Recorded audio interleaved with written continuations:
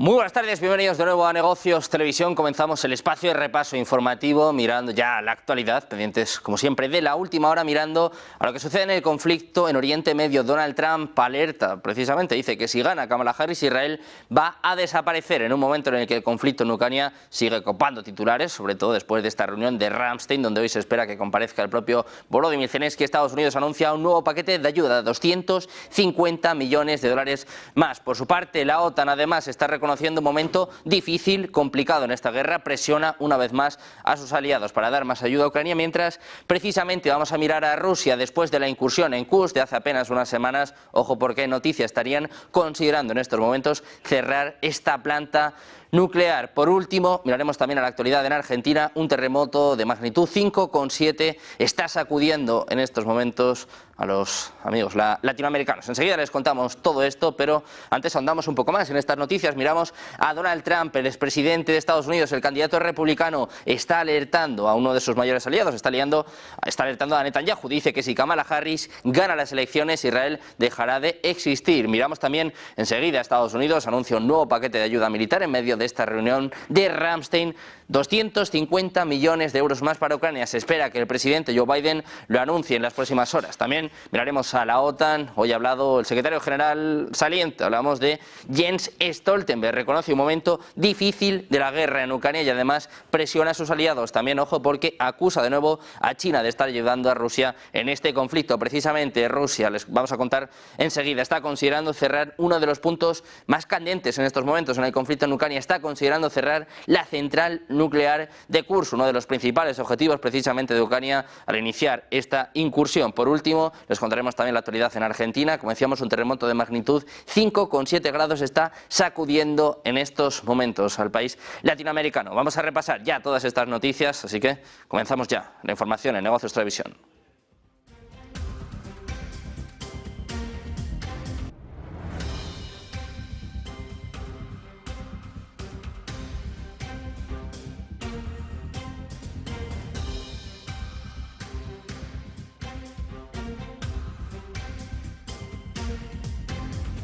Comenzamos a repasar la información y empezamos mirando a Israel. A las fuerzas de defensa israelíes han declarado este viernes que la operación en Jenin, una ciudad de Cisjordania, va a continuar hasta que alcancen los objetivos. El ejército israelí afirmó que en Jenin se han eliminado a 14 terroristas y que durante la semana pasada se ha detenido a más de 30 sospechosos. Además, anuncia que se han destruido numerosas infraestructuras, incluido un arsenal subterráneo situado bajo la mezquita y un laboratorio para la producción de explosivos, es lo que revela el ejército israelí en un comunicado. La semana pasada las fuerzas israelíes acabaron con la vida del jefe de operaciones de Hamas en Jenin. Esta mañana la agencia de noticias palestina Wafa informaban de que las fuerzas israelíes han comenzado a retirarse de Jenin y su campamento de refugiados. Mientras tanto, Estados Unidos se prepara para lo que podría ser el escenario más tenso en Oriente Medio, el de la escalada del conflicto. El ejército estadounidense trabaja ya y ultima preparativos de cara a un posible colapso de las conversaciones de alto el fuego entre Israel y Hamas, en medio de temores de que esta ruptura pueda desencadenar un conflicto regional más amplio. El general Brown, jefe del Estado Mayor Conjunto de Estados Unidos, ha declarado a Financial Times que trabajan en el posible impacto que tendría el estancamiento o la suspensión de las conversaciones entre Israel y Hamas. En declaraciones realizadas durante un viaje a una reunión del grupo de contacto de Ucrania en Alemania, Brown dijo que está sopesando cómo responderían los actores regionales precisamente al fracaso de las conversaciones y si aumentan algún tipo de su actividad, lo que potencialmente toma un camino de error de cálculo y causa que el conflicto se amplíe. Asegura que están centrados en dos objetivos: evitar la expansión del conflicto, pero también proteger a las fuerzas estadounidenses. Y precisamente mirando a Oriente Medio, mirando de nuevo a Israel, pendientes de nuevos ataques que les estábamos comentando, de la posible retirada en Jenin, vamos a poner el foco en el secretario de Estado de Estados Unidos, Antony Blinken. Dice que Estados Unidos presentará su propuesta sobre Gaza en los próximos días. El jefe de la diplomacia subraya que Israel y Hamas están de acuerdo en la mayoría de los temas. El cruce de fronteras y los intercambios de rehenes y prisioneros aún no se han resuelto. Mientras tanto, cientos de estrellas de Hollywood se han unido a una carta dirigida al presidente estadounidense Joe Biden en la que piden un alto el fuego inmediato en Gaza. Instan a su administración, al Congreso y a todos los líderes mundiales a que honren todas las vidas en Tierra Santa y pidan y faciliten un alto el fuego sin demora, el fin del bombardeo de Gaza y la liberación segura de los rehenes. Es lo que se lee en una carta publicada por Artists for Ceasefire.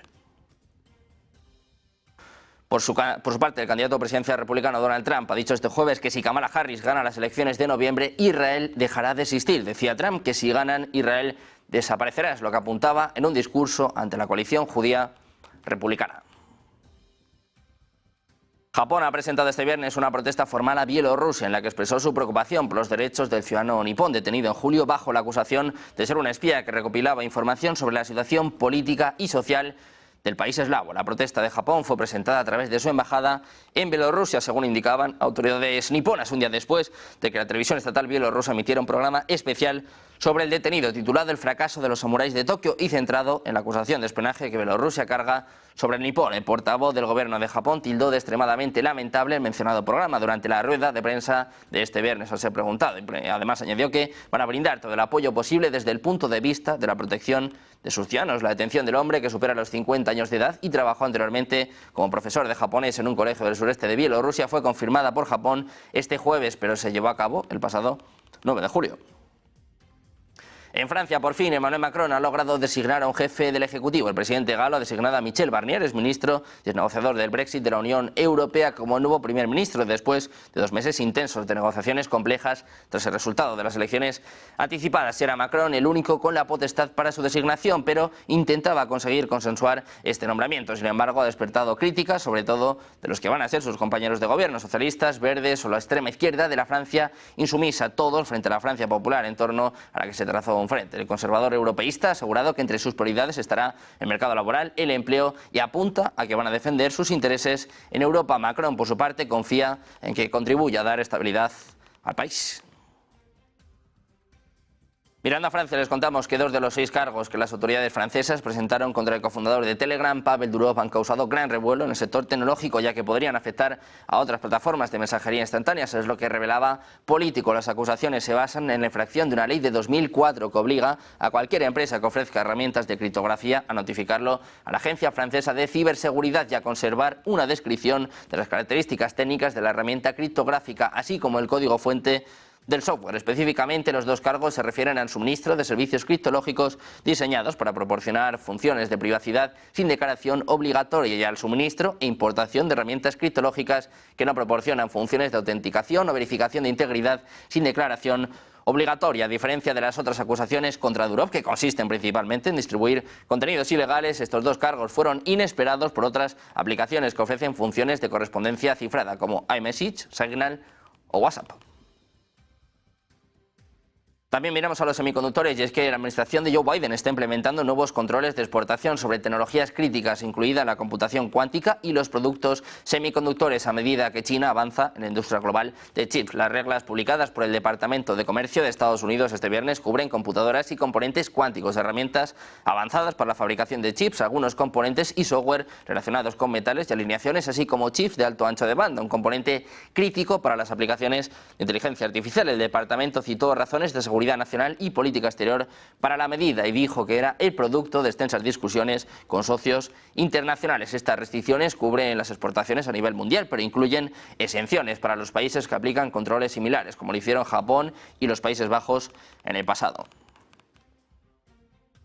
Mirando a Estados Unidos, el secretario de Defensa, Lloyd Austin, ha anunciado este viernes que Washington entregará una nueva ayuda militar de 250 millones de dólares a Ucrania para que pueda frenar el avance ruso en su territorio. Dice el propio Austin que le complace comunicar que el presidente Joe Biden anunciará hoy un paquete adicional de ayuda a la seguridad para Ucrania de 250 millones de dólares. La ayuda, dice, aportará más capacidades para satisfacer las necesidades cambiantes de Ucrania. También hablamos del candidato presidencial republicano Donald Trump. Habla de sus planes y llega a la Casa Blanca. Dice que si gana las elecciones establecería una comisión de eficiencia gubernamental encabezada por su partidario multimillonario Elon Musk. Es lo que apuntaba durante un discurso de amplio alcance en el que expuso su visión económica para el país. En su discurso en el Club Económico de Nueva York también prometió reducir las tasas de impuestos corporativos para las empresas que fabrican en el país, establecer zonas de bajos impuestos en tierras federales donde se alentaría a las compañías de construcción a construir nuevas viviendas y comenzar un fondo de riqueza soberana. Fourth, at the suggestion of Elon Musk, who has given me his complete and total endorsement. That's nice. He's a smart guy. He knows what he's doing. He knows what he's doing. It's very, very much appreciated. I will create a Government Efficiency Commission tasked with conducting a complete financial and performance audit of the entire federal government and making recommendations for drastic reforms. We need to do it. Can't go on the way we are now.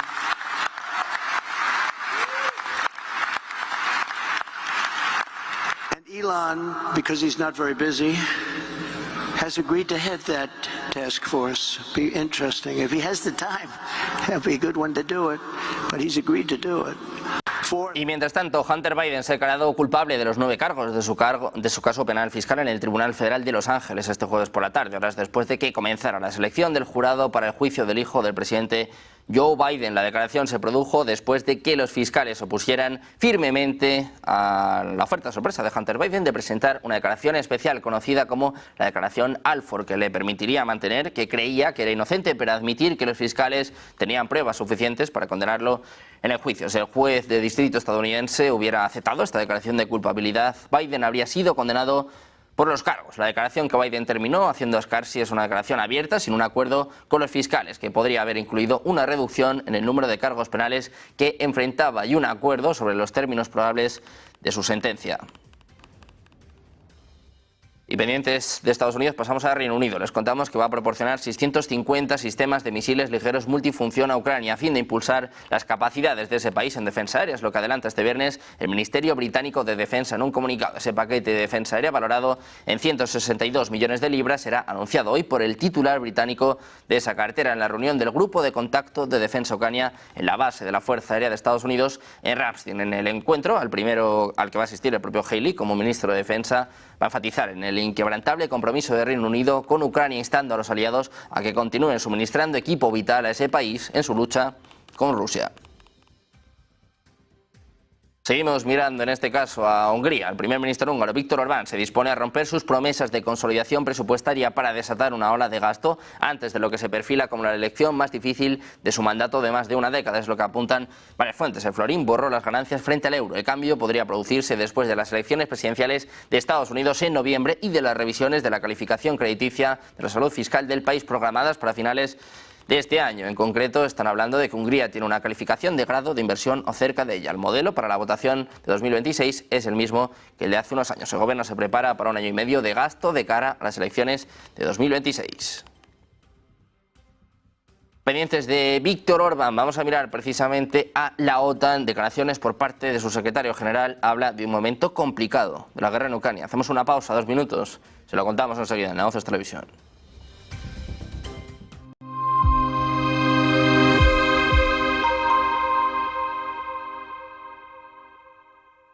¿Verdad que no saltarías de un avión sin paracaídas? Entonces, ¿por qué alquilas tu inmueble sin garantizar el cobro? Con el nuevo servicio Garantía Indefinida SEAC, tienes garantizado el cobro del alquiler puntualmente. Defensa jurídica, daños por vandalismo y protección antiocupas. Alquila tranquilo, SEAC responde.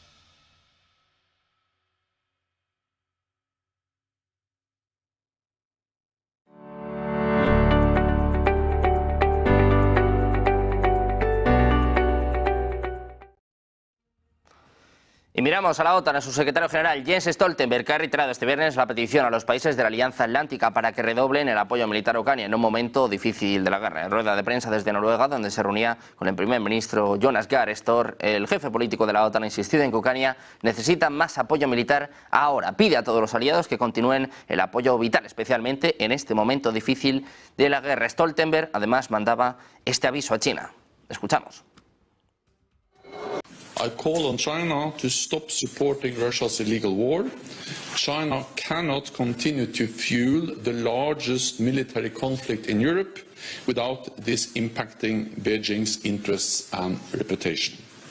Según ha explicado Stoltenberg, mandar más armamento a Ucrania es la forma más rápida de acabar con el conflicto iniciado por Vladimir Putin en 2022, ya que añade que el flujo de material occidental hará que el presidente ruso admita que no puede ganar en el campo de batalla. Según él, acepta una paz justa y duradera en Ucrania en la que el país prevalezca.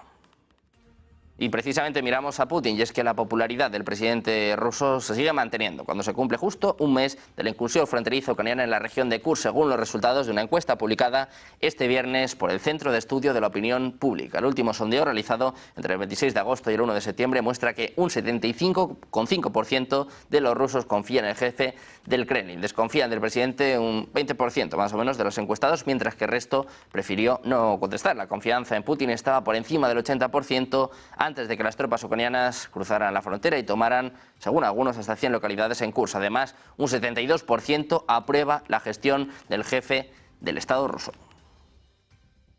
Las fuerzas rusas lanzaron en la madrugada de este viernes drones contra 13 de las 24 regiones ucranianas, con un total de 44 drones kamikazes Shahid, de los que las defensas aéreas ucranianas pudieron derribar 27, una ratio de interceptación bastante más baja de lo habitual. Según informaba la Fuerza Aérea Ucraniana, los drones fueron lanzados desde la región rusa de Kursk, desde el territorio de Primorsko-Akhtarsk y desde la ocupada península de Crimea. Durante el ataque, en el que Rusia disparó también un misil aéreo guiado Kh-59 y un misil Kh-31, las defensas aéreas ucranianas se activaron sobre el territorio de las regiones de Kiev y Chernihiv, también de Poltava en el centro, de Kharkov y Sumi en el noreste, Mykolaiv y Gerson en el sur, o Zaporilla, Donetsk, Leópolis y Vinnytsia. En los últimos 10 días, Rusia ha lanzado ataques masivos con drones prácticamente diarios contra el territorio ucraniano. En ocasiones, la lluvia de drones ha ido acompañada de un gran número de misiles. Ucrania no ha informado por el momento de muertes o daños materiales en el ataque de la madrugada de este viernes.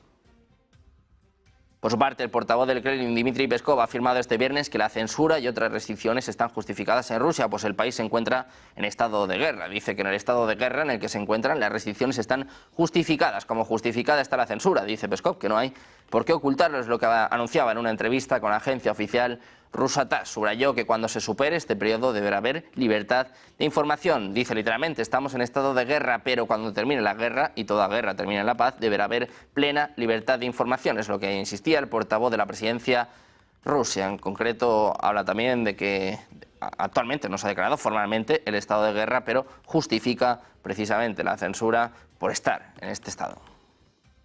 El portavoz del Kremlin además ha dicho que Rusia debe responder adecuadamente a las recientes sanciones impuestas contra los medios rusos por el Departamento del Tesoro de Estados Unidos, afirmando que tal acción requiere reciprocidad. Peskov respondió a las preguntas de los periodistas en el marco del 9º Foro Económico del Lejano Oriente en Vladivostok, al que asistieron también el presidente Vladimir Putin y el primer ministro de Malasia, Anwar Ibrahim. Dice además que critican a los occidentales por seguir el camino de la destrucción de sus medios de comunicación en el extranjero, que impiden la difusión de información y obstaculizan el trabajo de sus periodistas. Periodistas de Russia Today, RIA Novosti y Sputnik, que estuvieron en el blanco de las últimas sanciones por su presunta participación en la interferencia en las elecciones presidenciales estadounidenses de 2024. Rusia ha introducido un estado de emergencia para el sector agrícola en la región de Tomsk, en Siberia, debido a los daños climáticos a los cultivos. Es lo que apunta este viernes el gobernador regional Vladimir Machur. Dijo que el clima húmedo y frío había causado anegamientos y que los cultivos habían sido destruidos en casi 3.000 hectáreas. Según él, el anuncio del estado de emergencia permitirá a los agricultores reclamar una indemnización. Rusia declaró estados de emergencia similares en varias otras regiones a principios de este año, tras los daños causados por las heladas del mes de mayo. Miramos ahora a Zelensky, al presidente ucraniano, que ha llegado este viernes a la base aérea estadounidense de Ramstein en Alemania, desde donde ha pedido nuevamente a sus socios internacionales determinación y medios para detener el terror aéreo de Rusia. Dice que continúa el trabajo con los socios para reforzar Ucrania, es lo que manifestaba en su cuenta de X de cara a su participación en el grupo de contacto para defensa de Ucrania, que se va a reunir durante la jornada en Ramstein, en la mayor base militar de Estados Unidos en Europa. Zelensky vuelve a pedir defensas aéreas y dice además que no las ha recibido. Lo escuchamos. También me gustaría agradecer a todos los aliados por el efecto que la cumbre de Washington tuvo en nuestra defensa. Los sistemas de defensa aéreo para Ucrania Muchísimas gracias por todo el apoyo que hemos recibido. Aunque es verdad que hay un apoyo que se acordó del sistema de defensa aéreo que todavía no hemos recibido y no se ha puesto en marcha. El mundo tiene suficiente apoyo y respaldo de defensa aéreo para ofrecer a Ucrania, así que os insto a que seáis más activos en este aspecto. Precisamente el propio Zelensky ha destacado que es clave que todas las armas de los paquetes ya anunciados lleguen finalmente a las brigadas de combate. Dice que necesitan también decisiones amplias por parte de sus socios para lograr acercar la paz justa por la que luchan. Es lo que sostenía el mandatario ucraniano. Zelensky ha confirmado además que al margen de su participación en la citada reunión va a mantener reuniones con el secretario de Defensa estadounidense Lloyd Austin y con el canciller y ministro de Defensa de Alemania Olaf Scholz y Boris Pistorius respectivamente. Precisamente el presidente de Ucrania ha pedido a su homólogo francés Emmanuel Macron la autorización de sus socios para atacar aeródromos que Rusia usa para bombardear territorio ucraniano, especialmente tras el mortífero ataque de esta semana contra la ciudad de Poltava, que ha dejado 55 muertos y más de 300 heridos. Ha subrayado Zelensky una vez más que necesitan urgentemente el permiso de sus socios para atacar los aeródromos desde los que despegan los portadores de bombas y misiles aéreos guiados. Por lo que dice, contamos con la unidad de los aliados en esta cuestión. Es lo que expresaba Zelensky en su cuenta de X. Además, le informado sobre las necesidades de Ucrania en materia de defensa aérea, sistemas de guerra electrónica, vehículos blindados y artillería, tras lo que han acordado nuevos contactos. Y seguimos mirando a Ucrania. Les contamos que ha reivindicado la autoría de un exitoso contraataque en la ciudad oriental de Nueva York, según una última hora de la agencia AFP. Con el inicio del conflicto entre Rusia y Ucrania, las tropas rusas entraron en la ciudad de New York el pasado julio y se confirmó que Rusia controlaba la totalidad de la ciudad. También hablamos de Argentina. Un terremoto de magnitud 5,7 sacudió a Argentina este viernes, según informaba el Servicio Geológico de Estados Unidos. El temblor se produjo a 14 kilómetros al oeste de Vinchina, a una profundidad de 103 kilómetros. No ha habido informes inmediatos de víctimas o daños importantes. Próximamente estaré yendo al Congreso de la Nación Argentina a exponer lo que son las bases del déficit cero para terminar de una vez con este cáncer que es el déficit fiscal, las crisis fiscales y el desastre macroeconómico que ha hundido a la Argentina en la pobreza. También miramos a la economía, en este caso de la eurozona. El Producto Interior Bruto de la eurozona se expandió un 0,2% en el segundo trimestre en comparación con el primero. Es lo que apuntaba Eurostat en su tercera estimación este viernes, revisando a la baja el informe anterior que situaba el crecimiento económico en el 0,3%. También se estima que la Unión Europea creció un 0,2% en el segundo trimestre en comparación con el primero. El crecimiento anual del PIB se mantuvo sin cambio respecto de la estimación anterior, en el 0,6% para la eurozona y en el 0,8% para la Unión Europea. El empleo aumentó un 0,2% en la eurozona y un 0,1% en la Unión Europea en comparación con el trimestre anterior y un 0,8% tanto en la eurozona como en la Unión Europea en términos interanuales. La productividad laboral cayó un 0,3% en la eurozona y se mantuvo estable en la Unión Europea en términos trimestrales. En comparación con el segundo trimestre de 2023, la productividad laboral disminuyó un 0,2% en la eurozona y aumentó un 0,1% en la Unión Europea.